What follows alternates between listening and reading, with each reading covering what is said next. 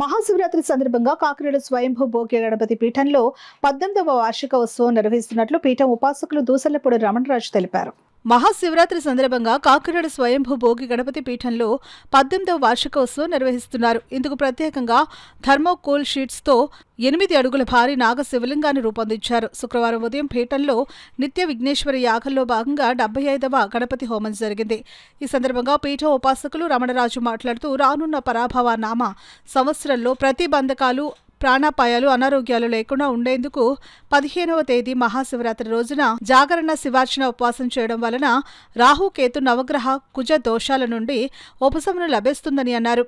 ఆదివారం తెల్లవారుజామున 77వ గణేష హోమం నిర్వహించి బెల్లం శివలింగానికి ప్రత్యేక పూజలతో జ్యోతిర్లింగాలు వెలిగించి భారీ నాగ శివలింగాలతో ట్రాక్టర్ మీద ఊరేగింపుగా కోటిపల్లి రేవుకు చేరుకుని పవిత్ర గోదావరి స్నానాలు చేసి ద్రాక్షరమ్మ క్షేత్రంలో మాణిక్యాంబ సమేత భీమేశ్వర స్వామిని దర్శించి పీఠానికి చేరుకుని రాత్రి 9 గంటల నుండి జాగరణలో జ్యోతిర్లింగాలు వెలిగించి సోమవారం ఉదయం ప్రత్యేక పూజలతో ఊరేగింపుగా వినాయక సాగర్లో నిమజ్జనం పూర్తి చేస్తామని తెలిపారు. పీఠం నిత్య పుష్పాలంకరణ సేవకులు సత్య మనోజ్ కుమార్ శ్రీవారి సేవా సమాఖ్య సభ్యులు ఆధ్వర్యంలో నిర్వహణ జరుగుతుందని తెలిపారు. స్వయంభూ శ్రీ భోగి గణపతి పీఠంలో 18 సంవత్సరాలు పూర్తయిన సందర్భంగా 19వ వార్షికంగా డిసెంబర్ 1వ తారీఖు నుంచి మార్చి 19వ తేదీ వరకు 100 రోజుల పాటు నిత్య గణపతి హోమం జరుగుతూ ఉంది.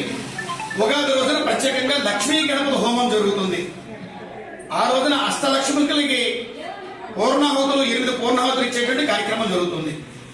మరి ఈ మహాశివరాత్రి 15వ తేదీన ఆదివారం జరుగుతున్నటువంటి సందర్భంగా 8 అడుగులు ఎత్తు కలిగినటువంటి ఈ భారీ శివలింగాన్ని రూపొందించుకుని శివరాత్రి రోజున బ్రాహ్మీ ముహూర్తంలో 3:30 గంటల గణపతి హోమాన్ని పూర్తి చేసుకుని 5 గంటల సమయానికి ఈ యొక్క దీప హారతలు పూర్తించుకుని ఇక్కడి నుంచి ట్రాక్టర్ మీద శ్రీవారి భక్తులతో కోటిపల్లికి చేరుకుని కోటిపల్లిలో తలస్నానాలు చేసి ద్రాక్షారామలో మాణిక్యామ సమేత భీమేశ్వర స్వామి వారిని దర్శించుకుని అక్కడి నుంచి బయలుదేరి భోగి గణపతి పీఠానికి వచ్చి ఇక్కడ జ్యోతిర్లింగార్చన కార్యక్రమాన్ని చేపడుతూ తెల్లవారు జాగరణ కార్యక్రమం జరుగుతుంది.